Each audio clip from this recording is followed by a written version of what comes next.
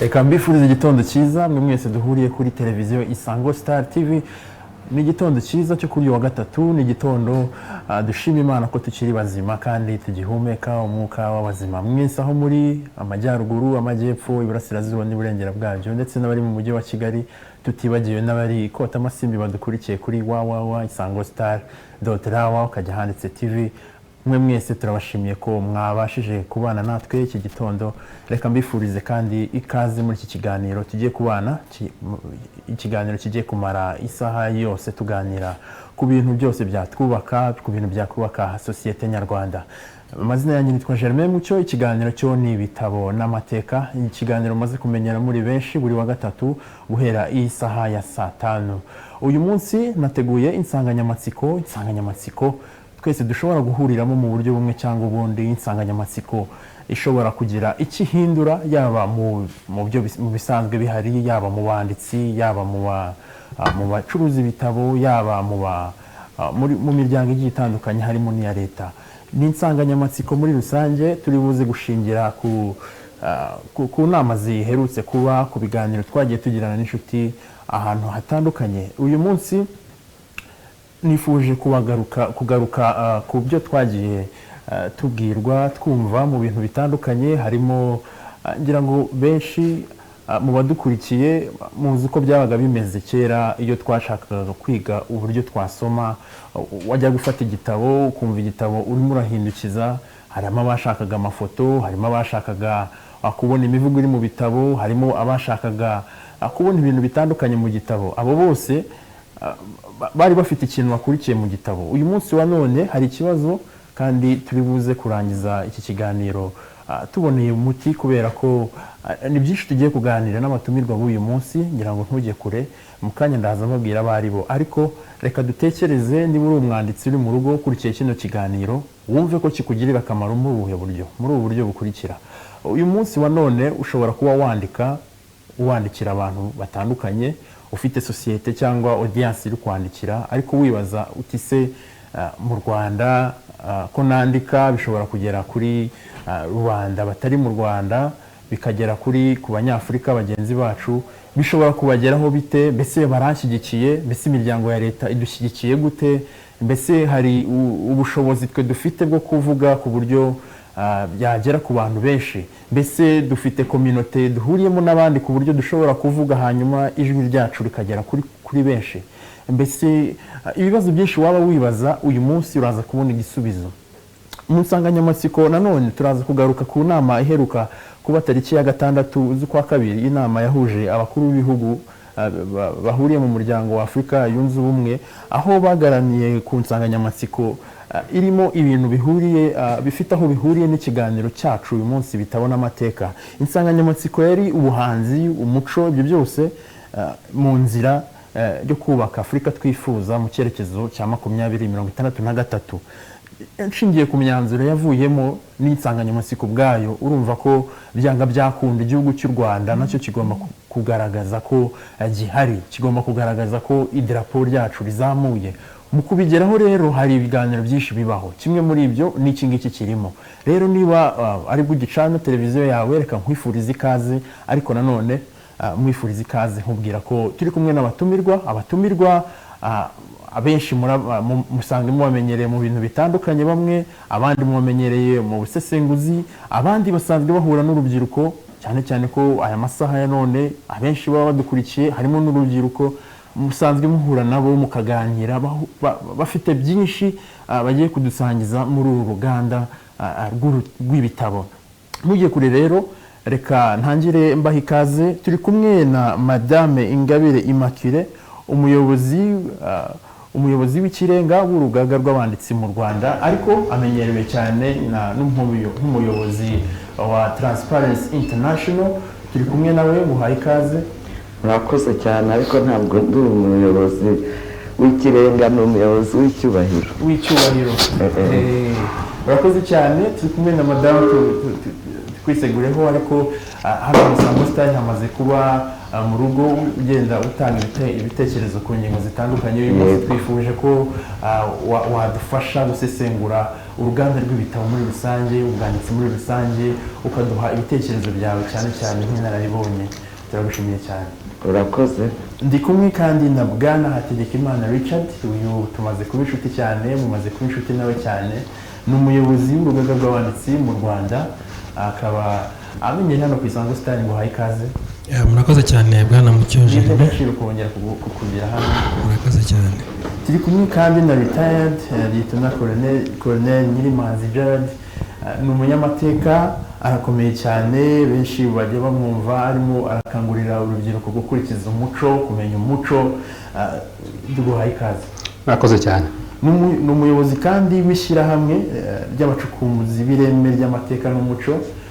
Tuguhaye ikaze kandi twifuza ko mu by'ukuri cyane cyane nkunda kuvugira urubyiruko kuko nanjye ndi urubyiruko, abenshi turatana cyangwa ntitumenye neza uyu muco cyangwa ubucukumbuzi icyo bugeraho. Rero no munsi twifuje kukwakira kugira ngo ubashe kutwinjiza muri ubwo bucukumbuzi. Ndagushimiye cyane. Murakoze cyane.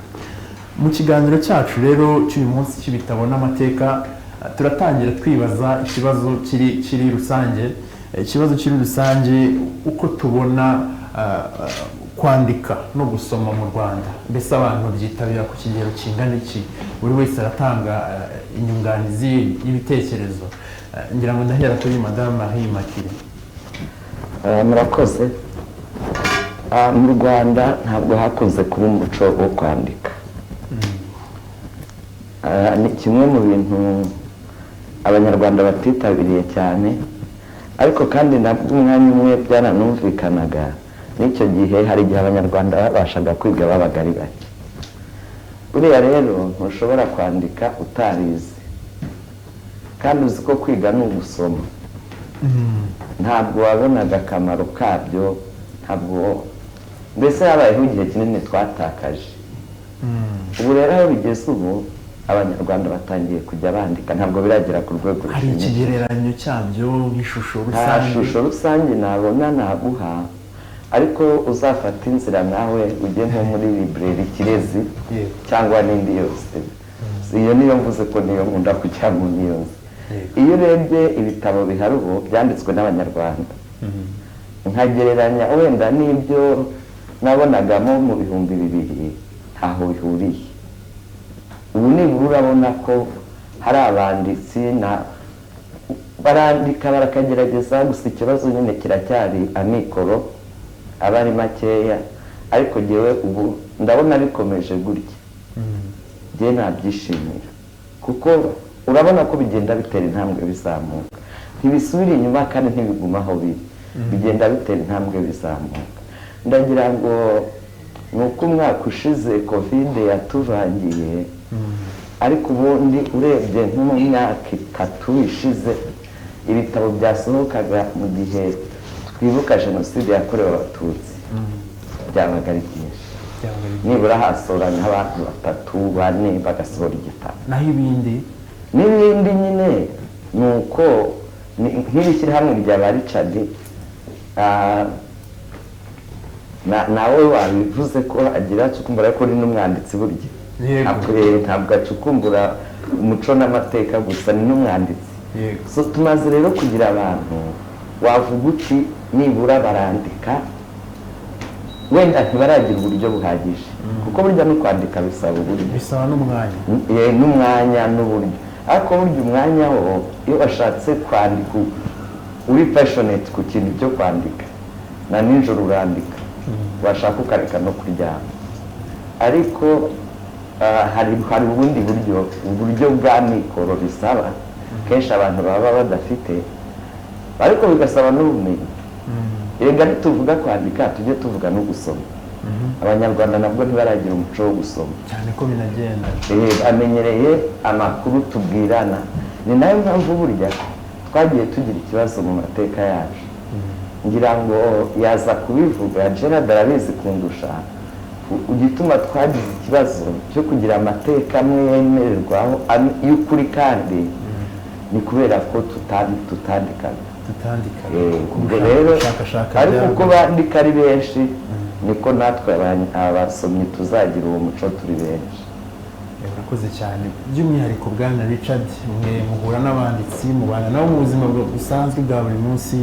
Uyu munsi ufite ishusho icukumbuye yerekana neza ubwanditsi no gusoma mu Rwanda.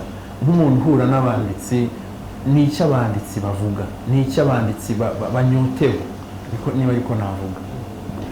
urakoze cyane Germain, ngira ngo ntabwo ndibuze kujya kure ku buryo nyakubahwa chairperson w'icyubahiro wacu urugaga rw'abanditsi yavuze, Madame Ingabire Immaculée yabisobanuye neza. Iyo urebye muri rusange ishusho y'ubwanditsi mu gihugu cyacu, ishusho y'uburyo abantu basoma ibitabo, wakwinjira no muri aya mateka yacu y'u Rwanda, kaduhere mbere y'ubukoloni. Twari dufite tradisiyo orale, byari ukuvuga gusa, ntabwo kwandika, ntabwo byari umuco wacu. Ukajya mu gihe cy'ubukoloni, noneho byose byapfiriye rimwe. Noneho naho twizwe ngo tubonye n'ubwigenge kuva kuri Repubulika ya mbere n'iya kabiri, ubwo yari iyobowe na Kayibanda n'iri iyobowe na Habyarimana Venal kugera 1994. Rwose umuco wo kwandika no gusoma mu Rwanda nta wari uhari. N'ibitabo byabaga bihari, n'ibitwaga ko bihari, bimwe n'ibyabibaga amacakubiri n'ingengabitekerezo ya jenoside. Ariko nyuma ya 1994 kugeza uyu munsi, mu by'ukuri ubona yuko nk'uko yatanze urugero rwiza, iyo ugiye muri ano mazu agurisha ibitabo, haba mu Kirezi, Caritas n'ahandi, ubona ko byibura harimo ibitabo uyu munsi. Abanditsi rero ku kibazo bambajije icyo banyotewe, abanditsi b'u Rwanda turi mu ngamba zo kwandika, zo kwandikira u Rwanda, zo kwandikira Afurika. Twandika ibitabo ko buriya Abafaransa mu Gifaransa bajya bavuga bati les paroles s'envolent mais les écrits restent.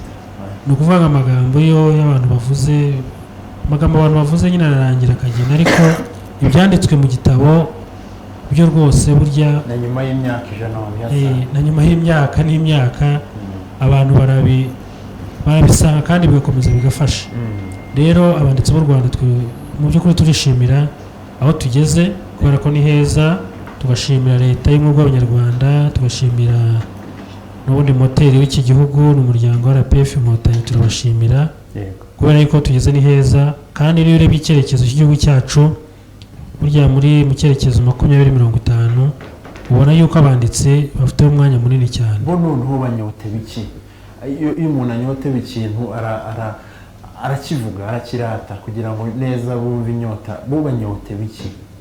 Reka navuga yuko abanditsi bo kubera yuko mu by'ukuri bari mu ngamba zo kwandika, icyo banyotewe ni ugukomeza ni ukuzabona ibyo bandika kuri Afurika no ku Rwanda birushaho kugenda bigerwaho, kubera ko ari ibitabo byinshi biva ku mateka y'u Rwanda, amateka mabi y'u Rwanda yabayeho n'amateka meza, noneho n'ibyiza bindi turimo tugeraho, ndetse no mu mboni z'abanditsi n'ibindi byose twandika, kavuga n'ibivuga kuri Afurika, ibyo byose banyoteye kubona bigerwaho. Kandi hari icyizere kubera yuko uyu munsi dufite imiyoborere mu by'ukuri ntagereranywa, imiyoborere myiza yubaka Ubunyafurika, yubaka u Rwanda. Ariyo mpamvu dufite n'uriya muryango wa African Union na kiriya cyerekezo 2063 turibuze kugeraho. Murakoze cyane Nyirimanzi. Ni amahirwe akomeye kuba dushobora kwicara n'umuntu ushobora kudutangariza cyangwa kutubwira ubucukumbuzi muri rusange ku mateka yacu. Benshi abantu bakunda kuvuga ko kudasoma ari umuco, gusa njye sinemeranywa nabo kuko kudasoma kwacu si umuco, kubera ko umuco ufite ikindi gisobanuro, ahubwo benshi bagaragaza ko bisa nk'aho ari ikimwaro kubona ya mvugo bavugaga kera ngo ushatse guhisha umuntu amuhisha mu bitabo, bakayifata nk'ikimwaro. Muri rusange nk'umuntu umaze kubona byinshi, gusoma byinshi, kugera henshi z'amateka, nawe niko ubibona muri rusange? Aya, uwo muco koko nk'uko bagenzi banjye babivuze, wo kuvuga kurusha gusoma niwo w'Abanyafurika, kuko urabizi ko Abanyafurika batandikaga cyane. Nta wavuga ngo nta nyandiko zari zihari, kuko n'inyandiko za mbere za hieroglyphe ni iz'Abanyafurika. Ariko koko icyo tutaca ku ruhande ni uko Abanyafurika bari bafite tradition yo kuvuga, umuco wo kuvuga kurusha gusoma, kurusha kwandika. Icyo rero koko cyagiye gisa n'ikidukurikirana, ngira ngo naho byavuye uwo mugani ko ushaka guhisha Umunyafurika ashyira mu bitabo. Ariko twari dufite uburyo bwacu bwo kwandika mu mutwe. Nibyo bari bavuze, tuvuge nk'Abanyarwanda kwandika mu mutwe. Abanyarwanda ndabisobanura, bari bafite uburyo bwo guhererekanya amateka mu bisigo, tuvuge no mu zindi nyandiko zanditse mu busizi. Hari nk'ubwiru, hari nk'ubusizi nyine, hari ubucurabwenge, nibyo Padiri Kagame yita tradition vitale. Ni ukuvuga ngo hari n'imiryango ishinzwe kubifata mu mutwe, niyo mpamvu navuze ngo bari ukubyandika mu mutwe. Tuvuge nk'iyo ugize ubwiru bw'u Rwanda, bufite imikarago myinshi cyane kuko bwanditse mu buryo bw'igisigo, usanga bubiri, ubwiru bwo kwimika n'ubwishora. Inzira y'ishora yari nk'ibi ngibi bya long term planning cyangwa se iteganyamigambi rirerire. Usanga rero byari ibisigo birebire cyane, kandi abasizi bacu n'abiru bafataga mu mutwe. Twishimira rero ko abanditsi batubanjirije barahari nabo, barimo Padiri Kagame nawe wa mbere, babashije gushyira ahagaragara ibyo byari mu mutwe bakabishyira mu nyandiko, ndetse aha mvuge ko ari n'umwami Rudahigwa wabibategetse. Babashije rero kubishyira ahagaragara. Padiri Kagame yanditse icyitwa Inganje Karinga, yandika des poèmes dynastiques, ni ukuvuga ngo ibisigo by'abami, yandika la poésie pastorale, amazina y'inka, n'ibindi byinshi, ndetse nabigira umwami Musenyeri yandika imihango, imigenzo, imiziririzo, n'abandi benshi bagenda bandika mu zindi ntuza zinyuranye, segiteri zinyuranye, nko mu buririmbyi hari uwitwa Alfred Sebakiga, hari Byusa. Babashije gushyira ahagaragara ibyo Abanyarwanda bari baragezeho, bari barabitse mu mutwe, babishyira ku rupapuro. Ubu rero ubungubu akazi kacu rero ubaza ikibazo ngo tunyotewe iki, nukusa ikivi cy'abo bantu, kuko ntabwo babirangije. Nka Padiri Kagame urugero, yapfuye atarangije ibitabo yandikaga ku busizi. Tugira Imana undi mupadiri nawe witwa Muzungu, abishyira ahagaragara nabyo. Ariko nko kubwiru hari ibyo atabashije gusohora, arinda yipfira. N'ubungubu ariko yarabashije kubikura muri ba basaza, arabyandika. Ntabwo yabipublishinze kubisohora mu icapiro. Ubu rero hari n'ikindi kibazo mu bacukumbuzi dufite cya mbere, ni ukugira ngo tubwire nka Diocese ya Butare. Nizere ko banyumvise, yenda byaba byiza bagerageza gushyira ahagaragara uwo muco w'u Rwanda n'amateka y'u Rwanda, kureba abantu babisohora, kuko ibintu Kagame yari yarafashe ahawe itegeko n'umwami Rudahigwa ni byinshi cyane. Ubwo rero natwe abanditsi batoya, ikibazo kinini cyane ni ukusa ikivi cy'abo batubanjirije, cyane cyane twandika ibyo abanyamahanga batwandikiye, kuko urebye cyane amateka yacu n'umuco byanditswe n'abanyamahanga kurusha Abanyarwanda. Abona asobanuye ni bakeya, bigira umwami Kagame, Muzungu, ni bake ugereranyije n'abanyamahanga nabo banditse. Richard yavugaga ko byinshi bitari na byiza ku Rwanda, kuko banditse mu gihe cy'ubukoroni. Igihe cy'ubukoroni rero mu bintu byose byakorwaga gikoroni, n'uwo muco ntabwo bawushakaga abanyarwanda utuma tugira ishema ry'ubunyarwanda. Ubwo rero icyo tunyoteye ubu ngubu byinshi ni ukubivuguruza bwa mbere, noneho no kwerekana ukuri kw'abanyarwanda, ukuri kw'amateka y'abanyarwanda, ukuri k'umuco wabo, ukuri k'ubuzima bwabo. Tuvuge nta muntu wigeze yandika igitabo ku mibanire y'abanyarwanda, ibyiciro byarimo byose, yaba bise abahutu, abatutsi, abatwa, ahubwo bose bandikaga ko ngo babanaga nabi, kandi nta gihamya kiriho, nta gihamya kiriho kuko bahanaga inka, barashyingiranaga,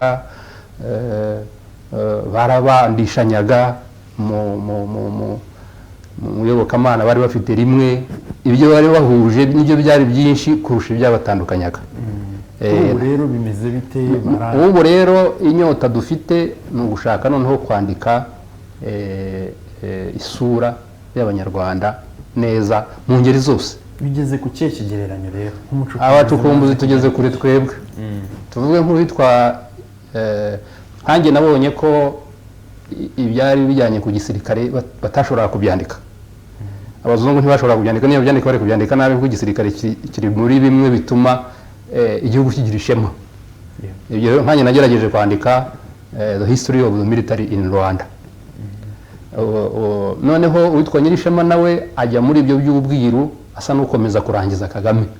Nawe amaze gusohora ibitabo byinshi byerekana uko ubwiru ni nka kode, ni nk'itegeko shingiro rya kera ry'ingoma ya cyami. N'abandi bagenda bandika ibintu byinshi mu mihango, mu miziririzo, ibisigo bariho barabyandika. Nyine nakubwiye Padiri Muzungu wagerageje kusa ikivi cya Kagame. Aba banditse b'abatoya nabo baragerageza mu ntege zabo zose kandi mu ngeri nyinshi, mu buhanzi, mu miyoborere. nka Rishari yanditse ku miyoborere y'u Rwanda ya vuba, igitabo cyiza cyane. Abandi nabo bashobora kwandika, tuvuge nko mu by'amategeko, ababizi uko byari bimeze, abandi bakajya mu by'ubukungu, kugira ngo twese dutahirize umugozi umwe, twerekana isura nzima abanditse mu gihe cya gikoroni bangije. Urakoze cyane. Reka ngaruke kuri Madame Marie Immaculée. Abanditsi muri rusange n'abandi mu bindi bihugu bafite uburyo baba bakoranamo, ariko tuvuze mu gihugu imbere muri rusange byagakwiye kugira uburyo bafashwamo. Kuri ubu leta ifasha gute iyi miryango, cyane cyane nk'urugaga ruhuje benshi kandi bafite aho bahuriye, icyo bagezaho igihugu? Leta muri rusange bafasha gute? Icyo kibazo ngira ngo Richard araza kugisobanura neza kundusha, ariko jyewe icyo nzi, nta bufasha bw'amafaranga leta ibaha. Nibwo bukenewe cyane, ni ngombwa uzajya mu icapiro utagira urufaranga ugire ngo ntabwo icyo gitabo cyawe bagisohora.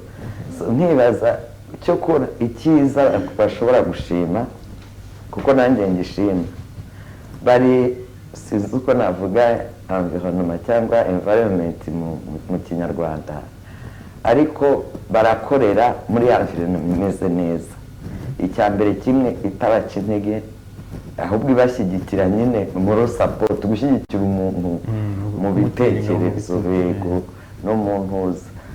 Ikindi ndakeka aho umuntu ashobora gukenera ibyo yifashisha ngo yandike ibintu by'ukuri bigize. Nta rwego na rumwe rwa leta rwaba rufite ngo nibajya kurusaba baririmba. Ni inama, babona inama. Ngira ngo ngubu kiriya kigo cyari rarike cyabaye wenda nka department niko mbikeka, ariko n'ubundi iyo department izakomeza gukorana nabo. Ubwo rero nibwo bufasha jyewe mbona babaha, nabwo ndasuzugura, bufite agaciro kanini cyane. Naho indi miryango yo itegamiye kuri leta, nayo ntabwo leta yifasha, ariko ngira ngo biratandukanye. Indi miryango itegamiye kuri leta yo ikorera ku maproje, ikora amaproje akabona fund bakayatera inkunga. abanditsi si byo barabyitabira ku buryo ashobora gukora proje nko kwandika, nkeka ko nayo ubwayo ari proje. ariko keretse yaba wenda UNESCO yari kiri active cyane iyo byajya no mu nshingano zayo, ariko abandi ubuse wakora nk'umushinga wo kwandika igitabo ku miyoborere y'igihugu nk'icyo twavugaga Richard yanditse, ukajya muri European Union kubaka amafaranga yo kucyandika bakayaguha? Ntabwo bayaguha. Ntabwo abaterankunga benshi ni abanyamahanga, Ibyo basaba by'umwihariko ku buryo nibura ibyo byajya mu ngiro, baba bafite intuza bakoraho. Nk'ubu ngubu bakakubwira bati twe dufite amafaranga ariko turashaka kuyashyira muri good governance. Ni urugero, wowe ukagenda ukicara uvuga utarya muri good governance yari no kurwanya ruswa birimo, ugahita ukora proposal igaragaza ariko kuzaba nyine ukora kuri ruswa. Ubwo rero sinzi ko wagenda uvuga ngo ashaka kwandika igitabo kirwanya ruswa cyangwa se kikumira bakayaguha. Ntabwo mbizi, sindabibona, ariko Richard yadufasha kubimenya kuruta. Cyakora mu miryango mpuzamahanga cyangwa se amashyirahamwe mpuzamahanga cyane cyane nayegamiye kuri Loni, UNESCO yo nzi ko ariyo ifite ibyo bintu kenshi mu nshingano zayo, kuko ntiwajya gusaba muri World Food Program amafaranga yo kwandika igitabo ngo bayamuhe. urakoze cyane Bwana Richard. Ngira ngo Madame Marie Makire akomoje ko wowe ushobora kudusobanurira byinshi kuri iyo ngingo nari mubajije, ariko ukongeraho ko nkongeraho ikibazo neza cyo kuvuga ngo ni ukwerekana niba ibisubizo bihari, niba ibibazo bihari, ndetse niba bishoboka utange n'umuti wabyo. Urakoze Jerime. Ngira ngo uko umuyobozi wacu amaze kubigaragaza, cyo kivuga ngo se leta hari ikifasha abanditsi b'u Rwanda, urwego rw'abanditsi. Mu by'ukuri navuga ko muri rusange leta y'u Rwanda, urwego rw'abanditsi icyambere turashimira leta cyane, kubera yuko n'igitekerezo cyo kugira ngo urugaga rujyeho ni igitekerezo cya leta.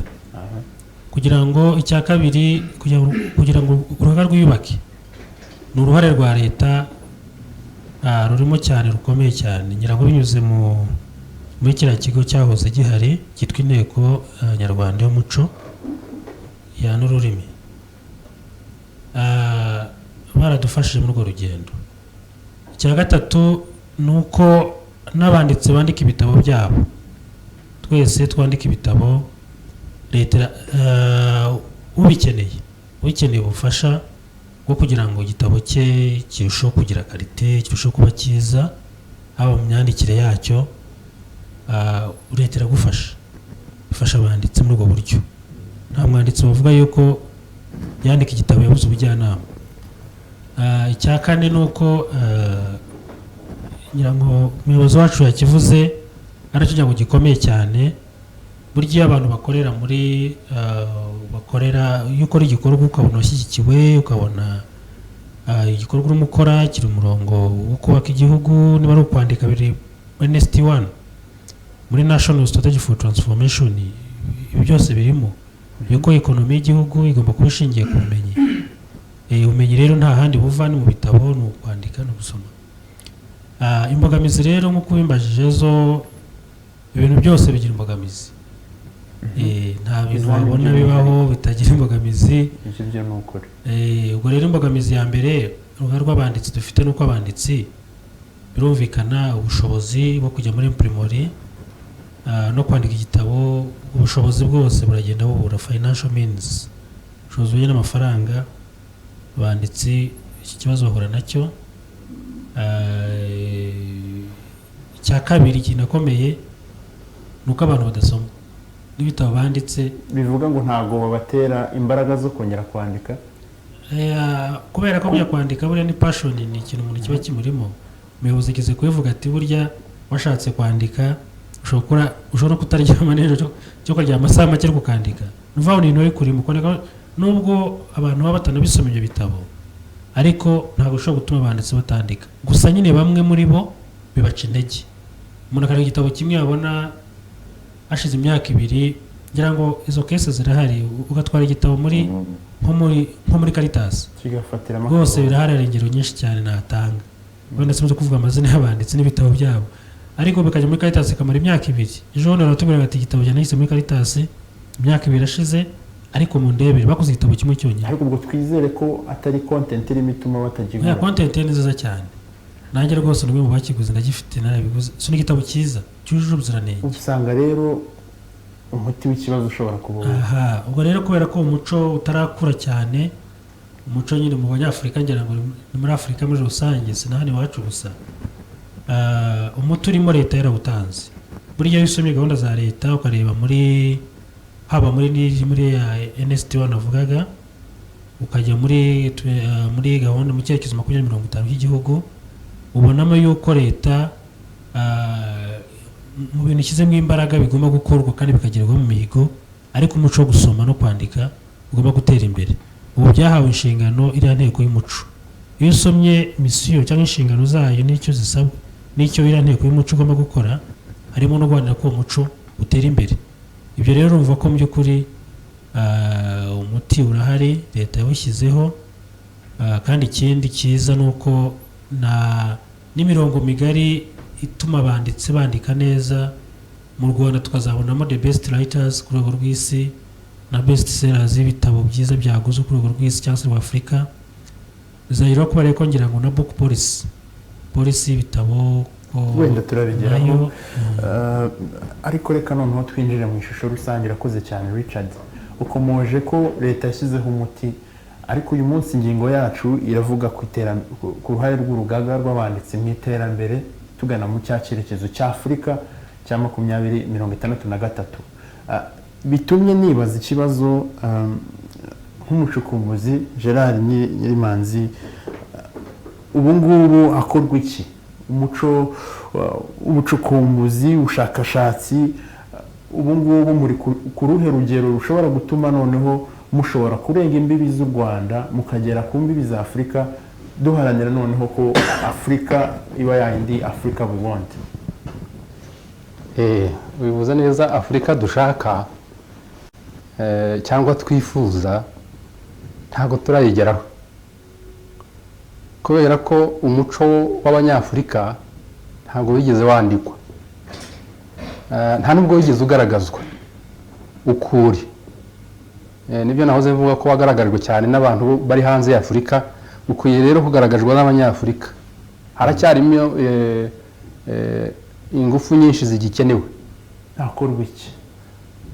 Hakorwa iki? Ni ibyo biriho bikorwa nyine, legal framework na policies ziriho cyangwa ziriho ziraza, niyo book policy iriho iraza. Warumbaje rero utabacukumbuzi bakora iki? N'ubugumye gucukumbura nyine, niyo mpamvu twashyizeho iryo shyirahamwe nyine ry'abacukumbuzi. Ntibishoboka ko ntabwo turi bake, kuko umuntu wese ukunda mu buryo bwa passion amateka n'umuco aremerewe kuzamo kandi arimo. Nta rubyiruko rubarizwamo, rurimo rwinshi cyane rwose. Ndaguha urugero, hari tuvuge nk'umuhungu witwa Kanyandikwe, ubu ugerageza kureba umuco ujyanye n'iby'inka mu Rwanda. Ntabwo yari umuco munini cyangwa no muri Afurika, amaze gusohora ibintu byinshi. Ntabwo kenshi twitabira ibitabo cyane, kuko si wo mu buryo bwonyine bwo gusohora ibintu ufite. Hari aho abakoresha amaradiyo nk'aya ngaya n'amateleviziyo cyangwa se YouTube, ariko tuvuge nk'uwo amaze gusohora ibintu byinshi ku muco w'inka twari dufite. Uwitwa Rutinywa amaze kwandika igitabo ku Nyambo, urakizi. Uwitwa Faida amaze gusohora ibintu byinshi bijyanye n'umuco wacu wa kera. Ahantu hose yasuye, tuvuge hari ibigabiro cyangwa ibimana n'ibibuze icyo bivuga, ibyo ngibyo ni ibintu byajyanaga n'umuco nyarwanda. N'abandi benshi n'urubyiruko barimo, ariko igikenewe cyane nk'uko nabikubwiye na mbere ni ukugaragaza isura nshyashya, yaba ari y'u Rwanda cyangwa ari Afurika, kuko ntabwo Afurika yigeze yerekanwa isura yayo ukwiriye. Urabizi nawe no muri ibi bitangazamakuru byo hanze, iteka babanje bavuga ngo ni dark Africa ngo ni umugabane w'umwijima niyo yari teze y'abanyaburayi tugomba rero kwerekana ko tutari mu mwijima barongera bavuga bati nta mateka bagira kubera ko batazi kwandika ariko bimaze kugaragara ko n'abatazi kwandika bashobora kuvuga bafite amateka nabo barongera baravuga bati nta Afurika ni abantu bahora muri za conflict gusa nta kindi bazi mu Rwanda aho bati bamye baryana kuva babaho urumva rero ibyo bagiye batwandikaho tugomba kubivuguruza sibyo na gato Afurika rero dushaka no muri cyo muri iyo 2063 ibyifuzo bihari ni Afurika nyine noneho y'abanyafurika ibibazo by'abanyafurika bigakemurwa n'abanyafurika African solutions to African problems urabizi nabundi mbere wasangaga abari hanze ya Afurika aribo bashaka kubidukemurira kandi sibyo sibo bakwiye kubikemura nushaka uhere no kuri demokarasi n'ubu usanga bavuga ngo abanyafurika nta demokarasi bagira ariko bimaze kugaragara ko hari naho irusha y'abanyaburayi cyangwa yo muri West ugasanga koko nkuko hariho abamaze iminsi babivuga demokarasi ntikwiye kudefiningwa n'abanyaburayi kuko abanyafurika nabo bamaze kuyigira aho bayigeza hari byinshi rero byo kwandika haba mu rubyiruko cyangwa se n'abandi batari urubyiruko ariko byose byinshi bijyanye kwerekana isura nzima ya Afurika mu ngeri zose uko yarangijwe pe ntabwo ari byo guca ku ruhande urakoze cyane ngira ngo ugaragaje isura y'abacukumbuzi n'icyo mwifuza ariko tugarutse gato hano mu Rwanda bigaragara ko book policy ni mwigitangira ariko nanone turimo turagana kuri Afurika twifuza 2063 ndi kwibaza ko ko book policy ari bw'igitangira nkuko mwakomeje kubivuga Marie Makire iyi mihigo turayigeraho gute turakselera gute ngo tugendane n'abandi kuko abazungu icyo baturushije no kwihuta bamaze kubaka ibyabo baza no kubaka ibyacu cyangwa kubisenya no kubisahura urebye n'icyo bakoze kurusha ibindi icya mbere kugira ngo tunabigereho birasaba ko abanyarwanda tugira umuco wo gusoma ni ukuri bakubwiye bati ibyo ntibyaguca intege ko igitabo kitaguzwe kubera ko umuntu nyine yandika kuko abikunda ari passionate sibyo ariko ugera aho ukora ikintu niyo cyaba ari cyiza niyo waba ugikunda wabona nta muntu ucyitayeho buryo ucika intege ikindi twibuke ko iyo wanditse igitabo wasohoye amafaranga yewe ndi pratique ngenda ndeba impande zose guhora rero usohora amafaranga atagaruka ni ikibazo ngira ngo byagutera n'ikibazo mu muryango iwawe aho uri ntabwo Richard cyangwa nyine basobanurira bate abagore babo n'abana babo ko bahora basohora amafaranga kuko ariya baraye imiryango irega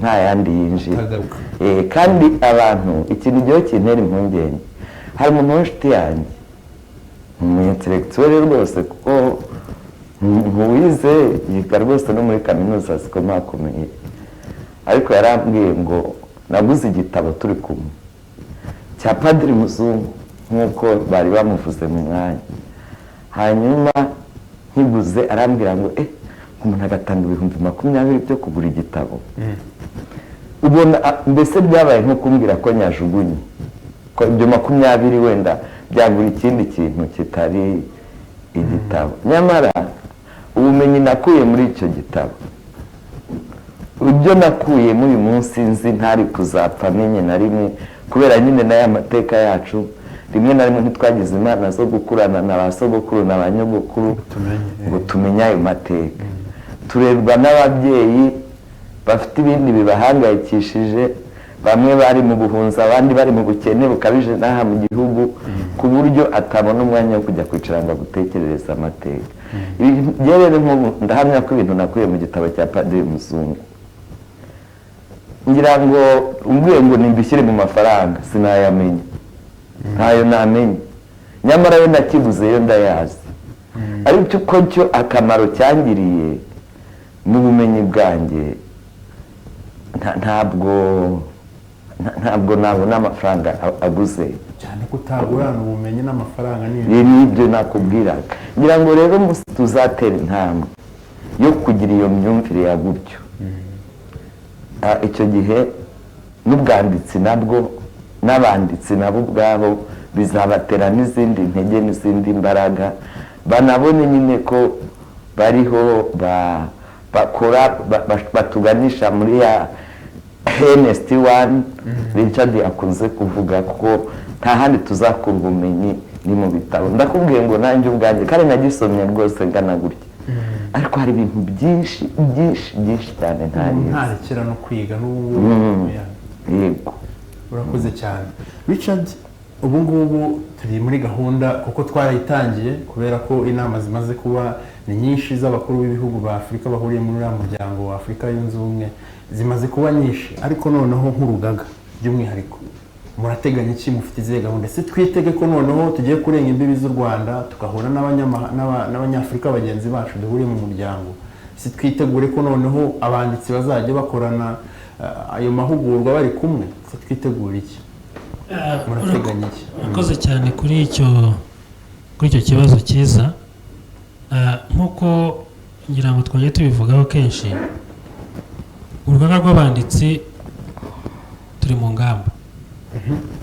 mu ngamba zo kubaka u Rwanda ndetse no kubaka Afurika turi mu ngamba zo kuba umusemburo w'impinduka nziza haba mu mitekerereze y'abantu bakumva yuko mu by'ukuri dukwiye kwiyambura rya koti batwambitse ry'uko ushaka guhisha umunyafurika muhisha mu gitabo turi mu ngamba yo kuvuga ngo reka twubake uyu mugabane wacu wa Afurika twubake u Rwanda ariko dushingiye ku bumenyi kubera yuko bariya bagashaka buhake baje kudukoraniza buriya icyo baturushije cyatumye badukoraniza bigakunda n'ubumenyi ni ubumenyi kandi ubumenyi nyine nta handi babikuraga ibyo byose babivanaga mu bitabo binyuranye rero urugaga rw'abanditsi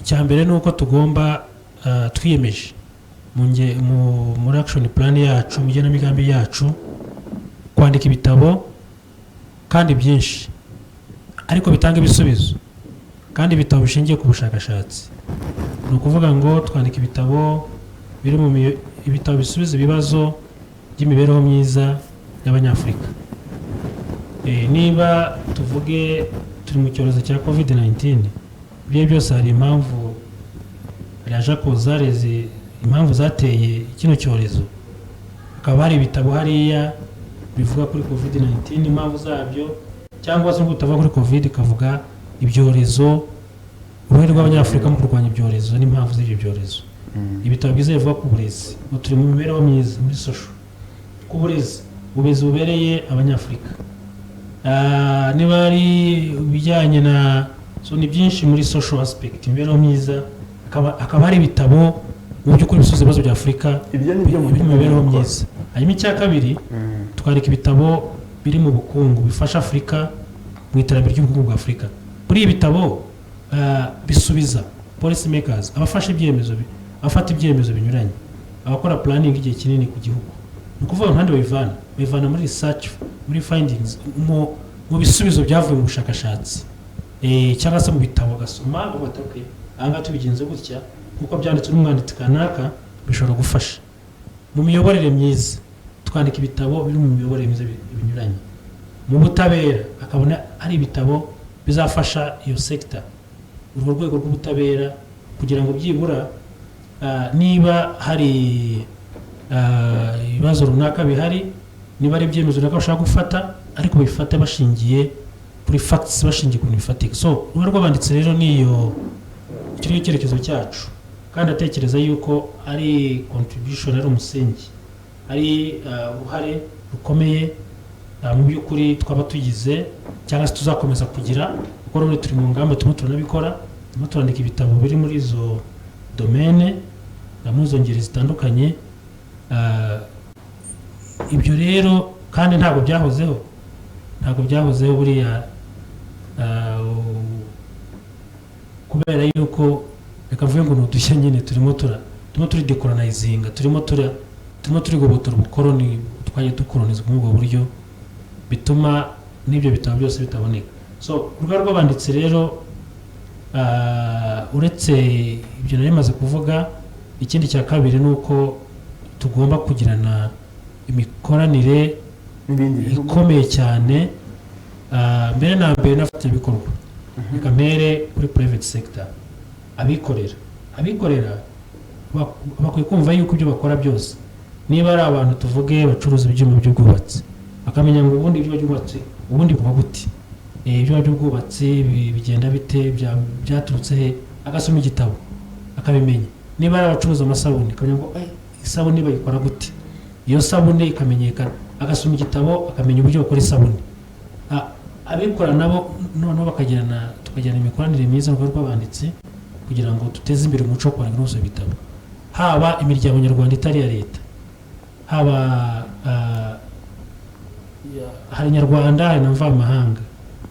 Inyarwanda itari iya leta ikagira uruhare mu guteza imbere umuco wo kwandika no gusoma ibitabo muri partnership, ku mikoranire n'urugaga rw'abanditsi. Ibyo byose n'izindi n'abandi bafite ibikorwa banyuranye, amadini, inzego za leta n'abandi bose. Bivuga ngo ibyo byose niyo mirongo migari dufite mu rwego rw'abanditsi, izadufasha kuba wa musemburo w'impinduka navuze kugira ngo umuco wo kwandika no gusoma urusheho gutera imbere. Ibyo rero byazafasha kubaka u Rwanda ndetse na Afurika dushaka.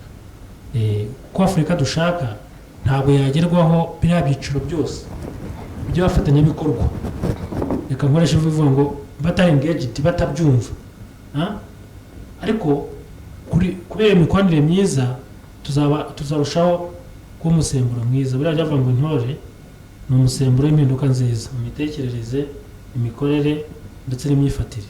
Ubwo rero kubera ko ari urugamba kugira ngo umuco urusheho gutera imbere, biza gutuma umusemburo w'impinduka nziza, ariko nanone no muri ya gahunda ivuga ngo tukajyanamo n'abandi tugafatanya. Ibyo rero ngira ngo bizadufasha kubaka Afurika yacu. Urakoze cyane. Ubu ngubu icyo nifuza kubaza, noneho tumaze kumva ko ingamba zirahari, byose birahari, ariko se mwiteguye gukora iki noneho kugira ngo mwagure imbago z'igihugu, noneho twaguke tugere no muri Afurika hose, cyane cyane kubera ko ubucukumbuzi bushobora kubera hano mw'imbere mu gihugu, ariko tutazi ibiri kubera mu kindi gihugu, ugasanga ryateraniye turariheranye, abandi bo bazamenya gute? Kubera ko ni nawe twagakwiye kuba duhahirana mu byerekeranye ubumenyi. Bwana Nyirimanzi Gerard, muraza guhuza gute noneho u Rwanda n'ibindi bihugu kugira ngo ubucukumbuzi nange muronke ibyabo nabo baronke ibyacu? Iyo urebye ku isi iteye ubu ngubu, ibintu by'ikoranabuhanga byatumye ubumenyi buba universal, niko navuga, cyangwa se bukwira hose ku isi. Ikintu uzi ukagishyira kuri YouTube cyangwa kuri tweet, isi yose ihita ikimenya. Isi rero ubu ngubu biroroshye gukorana n'abandi kubera ko hariho channels cyangwa se imiyoboro myinshi iriho ituma ubikwirakwiza. Ubu si ngombwa nshatse kumenya umuco w'Abanyamerika njya kuri Google, cyangwa se njya kuri Twitter nkareba ibyasohotse. Ibyo rero birafasha cyane. Yewe mfite ubwoba ko no gusoma bishobora kuzasigara inyuma kurusha iyo miyoboro yindi, kuko ari igitabo ni kimwe mu miyoboro yo gukwiza ubumenyi. Kandi ni urugamba rwiza nk'uko yabivugaga, kuko ubumenyi nibwo butuma abantu batera imbere. Burya abantu badafite ubumenyi ntibatera imbere. Ndetse n'ibihugu ugerageje kureba ibihugu byateye imbere n'ibifite ubumenyi kurusha abandi. Nshaka ufate nka za Singapore ziri kuzamuka cyane ku rwego rwo hejuru kubera ubumenyi. Ntabwo ari ikindi, ntabwo ari za zahabu, ntabwo ari za peteroli, ubumenyi cyane cyane. Nayo mpamvu rero nk'uko yabikubwiye Richard, igihugu kidufatiye runini, kuko no mu ngamba cyafashe cyavuze ko ubukungu bw'u Rwanda bugomba gushingira ku bumenyi, knowledge based economy. Aho rero urumva ko hariho harashyirwamo ingufu nyinshi na za kaminuza ubu zisigaye zibona amafaranga menshi y'ubushakashatsi ngira ngo ujye urakurikira urabibona ni ukuvuga ngo abo barimu ba universite bagomba kwandika bagomba gupiburiya kandi urabizi ko tuvuga universite y'u Rwanda igomba kuba nyine ngo ni salus populi illuminatio salus populi niyo ntunza niyo intego yabo ni ukuvuga ngo bagomba kuba umukiro wa rubanda kwerekana ibibazo bafite nuko byakemuka n'izindi universite rero tuvuge nkatwe bacukumbuzi ubu turakorana na universite ya tourism ya UTB twabonye ko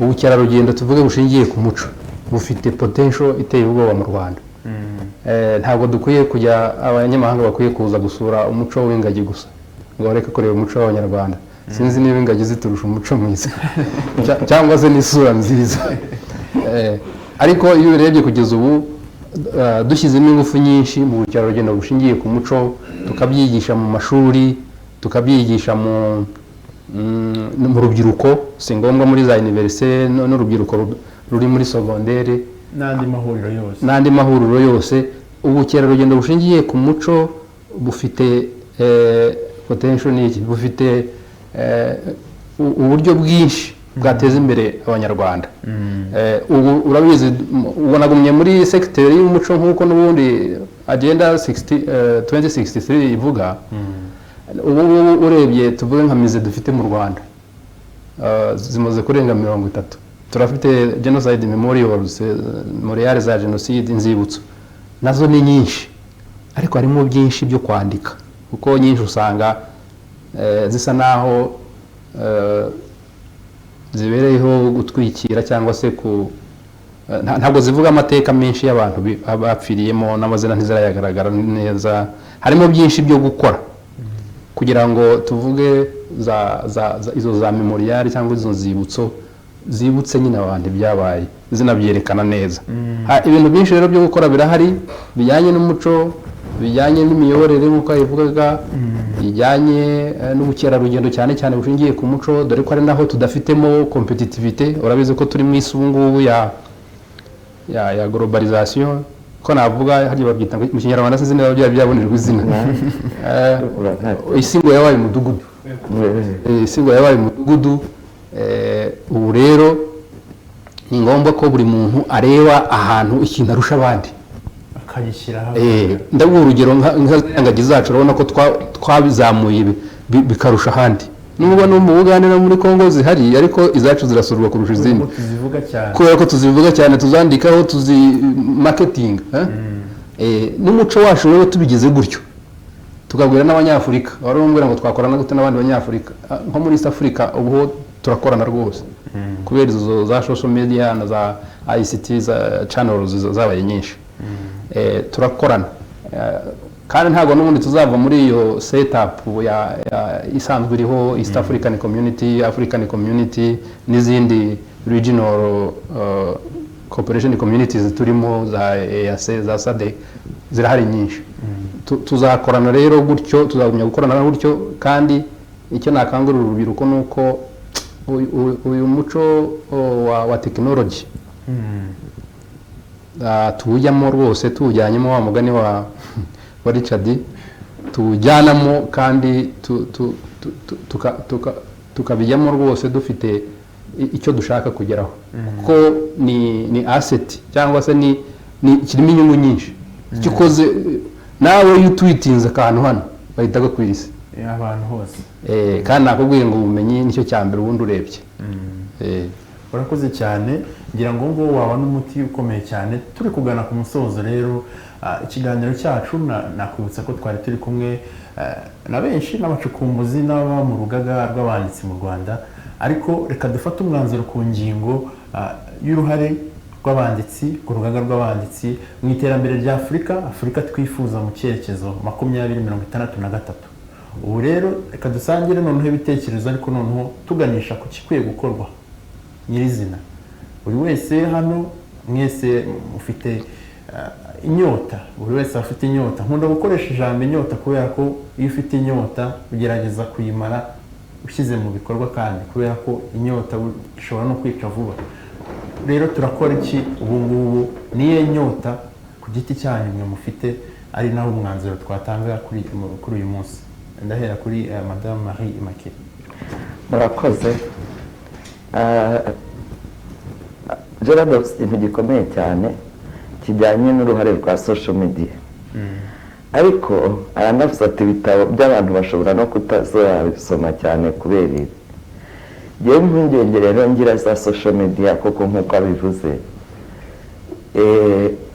kuko zirasipidinga cyane zikagera ku bantu benshi, ariko hatabayemo ubushishozi zishobora no kuyobya abantu benshi. Kuko rimwe na rimwe habamo ibihuha, ubundi hakabamo ibidafite icyo bifasha na gito. Nk'urubyiruko rero njyewe mba mfite impungenge nirwigumira kuri social media gusa, hari byinshi rutazamenya. Nibyo umusaza Antoine Mugesera aherutse kutuganiriza, nawe yarigarutseho cyane. Nawe ni n'umwanditsi cyane wandika ibitabo. Njyewe rero izo mpungenge ndazigira kuko nanjye social media nzibaho nzijyaho, ariko rimwe na rimwe ndebye ibintu biriho usanga ntacyo byafasha umuntu ufite imyumvire iciriritse cyangwa se ufite imyaka mike, kuko abo ngabo cyane cyane nk'urubyiruko dukeneye ko rumenya cyane kugira ngo ruzajye kuyobora iki gihugu rufite ibyo ruzi, rushobora no kugira nka kwa kundi ari rwo makiriro ya rubanda nk'uko nguko yabivugaga. Rero nakangurira abantu, nicyo nifuza ko tumenyera gusoma cyane, ahubwo ndetse kuri social media, ariko simbizi bimenya duteye uburyo butandukanye. Yewe iyo nshaka kuruhuka mu mutwe ndasoma, biranduhura cyane. Ni na gake uzasanga ntasinziranye igitabo mu gitanda. Urumva ni ukuri bajye batangira gusa. Iyo utangiye igitabo navuga ngukise uba wikozeho, ntabwo uzakireka utakirangije. N'ibitabo bibabaje uragisoma, wagira hagati ukakizinguka ukajugunya hariya, hamara umwanya ugasanga wongeye wagiteruye. Ukunda gusoma umuntu wese abishatse yabikora, kuko ni n'ibintu ikintu ukora wicaye, buri ikintu ukora wicaye ukagikora uryamye ukagikora, ni ikintu gishoboka. Ni ukuri njye nibyo nicyo cyifuzo cyane, nifuza ko dusoma cyane. Abivuze neza, njya nanavuga najya mbaza RDB kubera iki batagira YouTube channel ngo bajye bacishaho ibintu byacu, natwe abana bacu wenda tubereke inyambo, tubereke amatorero, tubereke ibyivugo, abimenye nawe abikunde, ave no muri ya mafoto y'abazungu bambaye ubusa, aho kujya kuba ari bo yigana, ahubwo yigane amahembe y'inyambo. Yigana amahembe y'inyambo, kuko nabyo selega bisa neza cyane. Yes. Rero njyewe nicyo cyifuzo cyane, tubaze twikunde, tukunde iby'iwacu kandi tubikundishe n'abandi. Nta kundi rero tuzabishora. Yega n'izo social media tuzirekipe, nazo tujye dushyiraho ibintu byacu byinshi kandi byashoboka kandi biroroshye. Hari umwana umuniyese wanjye yavukiye muri Canada kurirayo, yatashye ejo bundi yitahiye gusa, kandi ababyeyi bemewe niyo bakira, ariko yatashye kuko yajyaga asa muri vakansi bamutembereza, agakunda u Rwanda cyane. Yabigereranya na Canada agasanga ntaho bihuriye, urumva aravuga ati kuki nakwibuza aya mahirwe. Ariko ndibuka yigeze kumbwira ngo nimwereke umurima w'ibirayi. Ni ukuri ati uzambabarire unyereke ibirayi biri mu murima, kuko sindawubona. Ubwo yabimbwiraga ari muri kaminuza. Ndamubwira nti burya tujya tuyicaho nuko utamenya ko ari, nidusubira mu ntara zaho kwereka ndawumwereka, amwereka n'icyayi twari twagiriye mu majyaruguru. Ntabwo ushobora kumva ukuntu yishimye, ntabwo ushobora kubyumva, kuko nta n'agatekereza. Ari icyayi yakibonaga mu gikombe, ibirayi akabibona ku isahani, yaratarabibona mu murima. Kandi njya mbibona n'abo bazungu muvuga ngo bakunda ingagi, burya nuko batarazibona. Umuntu wese ashaka icyo atarabona, ariko uzarebe ukuntu bagenda bahagarara bafotora turiya dusozi, turiya duke. Ibi bintu bibaye documented bikagira ahantu bigaragara ugenda ukavuga ngo urashaka byaba ari ibintu byiza cyane njye rero nibyo ushaka ariko ibindi by'ubumenyi bumwe bw'ibanze buzadufasha guhanga bukadufasha ntabwo tuzabukura mu masosho media ni mu bitabo ni ukuri ni mu bitabo kandi ntibazi ikindi kintu cyiza cyo gusoma niho wigira kwandika njyewe nahamya ko twaje natashye mu Rwanda 94 ntabwo nari nzi kwandika ikinyarwanda kuko ntabyiza ariko nari nzi kukivuga neza kuko mu rugo iwacu nta rundi rurimi rwari rwemewe hanze washobora kuvuga indimi zose ushaka ariko winjiye mu nzu ukagomba kuvuga ikinyarwanda ibyo byarafashije bituma nkimenya ikibazo kikaba kucyandika ariko ururimi uzi kuruvuga no kwiga kurwandika birihuta iyo utazi gusoma rero muri iyo mba nari narabonye ibitabo by'ikinyarwanda asoma no kucyandika no kurwandika nari kuba mbizi kuko aho ngereye hagatangira kujya nirirwa asoma n'ibinyamakuru n'ibiki byose kucyandika byaje vuba rero kuko ntabwo rega bikeneye kwandikwa neza bidahora biruhindagura buri gihe ikinyarwanda ntabwo wahora uhindagura ururimi buri gihe ntabwo byakunda. Urakoze cyane reka twumve nanone n'umwanzuro dukoresheje iminota mike hanyuma tuze gusoza ikiganiro mu kanya. Urakoze cyane Germain, ngira ngo ntabwo ndibuze kujya kure ku byo afande Nyirimanzi yavuze na Madame Ingabire Makirecia wacu w'icyubahiro, gusa navuga ibintu bibiri. Icya mbere ni ukubahiriza cyangwa se no gushaka uburyo dushyira mu bikorwa umukoro twahawe na Nyakubahwa Perezida wa Repubulika. Nyakubahwa Perezida wa Repubulika yaduhaye umukoro uvuga ngo amateka yacu yanditswe n'abandi bayandika nabi, nimureke rero twiyandikire amateka yacu. Rero abanditsi b'u Rwanda, Abanyarwanda, abanditsi b'Afurika, Abanyafurika, umwanzuro wa mbere no kubasaba ngo nibareke tujye mu ngamba, tugume mu ngamba, twese umuhigo dufite, umukoro twahawe, tuwese twandika neza iby'iwacu kandi tubyandika nk'uko biri, atari nk'uko abakoroni babyanditse bakabyandika nabi ku nyungu zabo zindi batwica, bica Afurika yacu biharabika isura mbi.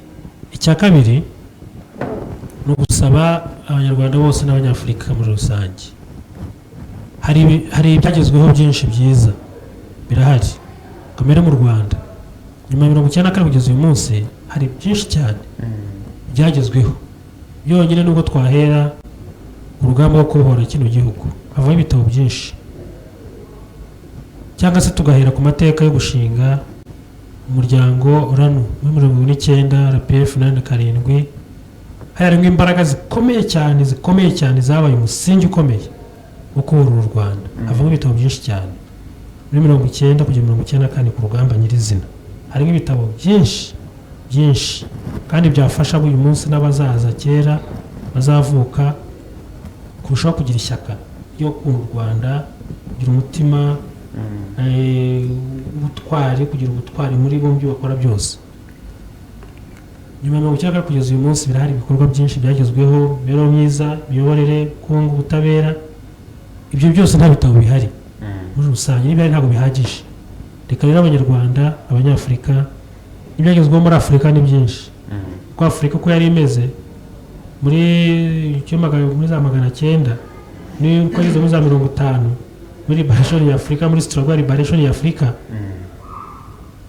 hari byinshi cyane twakwandika kuri Kwame Nkrumah, ba Mwalimu Julius Kambarage Nyerere, ba Leopold Sédar Senghor, bariya bose, Patrice Lumumba. Birahari byinshi dushobora kubandikaho byafasha Abanyafurika kurushaho kugira imitekerereze myiza. Rero nibareke dufate tujye mu ngamba kandi tujyanemo. Murakoze cyane. Niba mwakwandikaho reka nkongerereho na Rukara rwa Bishingwe, nkongerereho na Ruganzu. Erega natwe dufite intwari zacu nyinshi, nuko nyine ntawabanditseho. N'igihe cyacu cyo kubikora, reka nk'umwanya nanone na retired Lieutenant Colonel Nyimanzi nawe atubwire. ntabwo njya kure y'abandi nanjye urebye n'uwo mukoro tugomba kurangiza kwandika amateka yacu cyane cyane n'umuco ko ibindi byo banabibona iby'ubukungu byaranditswe n'abazungu by'imibereho birandikwa n'ubwo nabyo byanditswe bikosheje ariko umuco wacu n'amateka byo byarishwe nkana icyo rero dufite uwo mukoro nyine wo kugerageza kubikosora sinitwe turi aba mbere hariho abari barabitangiye nk'uko nabivuze twebwe no kusa ikivi cyabo hariho abatubanjirije kandi bari bafite n'uburyo bwinshi kuko nabo bari bahawe ingufu n'umukuru w'igihugu w'icyo gihe nakubwiye ko Padiri Kagame yahawe ingufu na umwami Mutara Rudahigwa ubwo rero nk'ubu nkatwe abacukumbuzi icyo twihaye ni amateka n'umuco ubwo n'ubundi twitwa abacukumbuzi b'ireme ry'amateka n'umuco twumva ko iryo reme ry'amateka yacu n'umuco nibibura tuzaba tuhari n'abanyamahanga kandi ntabwo dushaka ko abanyamahanga tugomba gusigarana ka kantu kacu k'intimatima k'abanyarwanda ndetse twahereye ku cyambere cyitwa umutima w'u Rwanda abanyarwanda kera bari bafite umuhango mwiza wo kwaka umutima w'u Rwanda turavuga tuti ako kantu ko twumva ari keza ese ubu muri jenoside kuko abanyarwanda bari bagifite umutima w'u Rwanda dusanga ntawo bari bafite ese ubwo ntidukwiye natwe kongera kuwaka niba atari bose cyangwa niba utari no ese ubu jenoside ntiyatumye n'uwari uva mu gitereko turavuga tuti iki kintu ni ngombwa reka tugishakashaka ubu rero nicyo twashyize imbere hanyuma tujya no mu bukera dusanga n'ubukerarugendo bushingiye ku muco ufite potential nk'uko mari Makere yari babivuga niyo wakwerekana rwose kuko n'umurima w'ibirayi by'ibyayi byo ari byiza cyane ubukerarugendo bushingiye ku muco w'abanyafurika nta competitivity dufite y'abanyamahanga naho ni ahantu habyara n'amafaranga menshi cyane aho rero naho hakwiye gushyirwamo ingufu cyane ikindi cya gatatu nanjye nshaka gutsindagira ni ukwandika ahubwo mu ndimi zacu noneho mu kinyarwanda dore ko indimi z'amahanga tutanazimitiriza ubishoboye nazo wazishyiramo ariko duhe uruhare runini ikinyarwanda cyacu nacyo kizakomeza n'uwo muco nyine icya mbere abanyarwanda tuzabakundisha umuco wabo n'amateka niba bisoma mu kinyarwanda cyabo ikindi nyine urwo rurimi ruzaba ruhawe agaciro urabona na leta yashyizeho nyine ko ururimi ruhabwa agaciro kuki tutabishyira mu bikorwa bikwiye gushyirwa mu bikorwa rero tukarebera aho hose ariko ikinini kirimo ni uko tugomba kuvuguruza ibyishwe nkana. Urakoze cyane reka nongere mashimire nibyo koko kandi bavuga ngo umuco uruha ibintu ireme ukabibera iremezo ni igihe cyo kuwubaka kandi igihe cyo kuwugumana kandi nk'uko Richard yakomeje kubivuga tujyane mu ngamba kandi tujyanemo twese. Reka mashimire cyane nibutsa ari badukurikiye ko twari turi kumwe na Madame Marie Immaculée uhagarariye n'umuyobozi mukuru w'urugaga rw'abanditsi mu Rwanda. Ndagushimiye cyane. Murakoze cyane ariko ndi umuyobozi w'icyubahiro usa kubyandika ngomba gukora umwitozo myinshi kugira ngo bize ariko rakoze cyane ni ukuri. Mwakoze cyane. Twari turi kumwe kandi ahubwo n'umuyobozi w'urugaga rw'abanditsi mu Rwanda Richard Hategekimana. Yego. Twari turi kumwe kandi na retired Lieutenant Colonel Nyimanzi Gerard n'umwanditsi n'umushakashatsi n'umucukumbuzi. Reka tubashimire cyane. Mwakoze namwe kudutumira. Njyewe rero nitwa Germain Mucyo. Ikiganiro ni ibitabo n'amateka kandi murabizi ko ari akagaruka ubutaha nabwo tuzaganira ingingo nk'izi ngizi zubaka kugira ngo turebe ko hari icyo twageraho mu cyerekezo cyacu cya Afurika 2063. Reka rero mbashimire cyane nshimire cyane William wadufashije kuri kamera ndetse nshimire cyane na Fils Kirenga wadufashije kuri tekinike inyuma. Hanyuma mwese mbibutse ko ari Isango Star mukanya murakurikira amakuru naho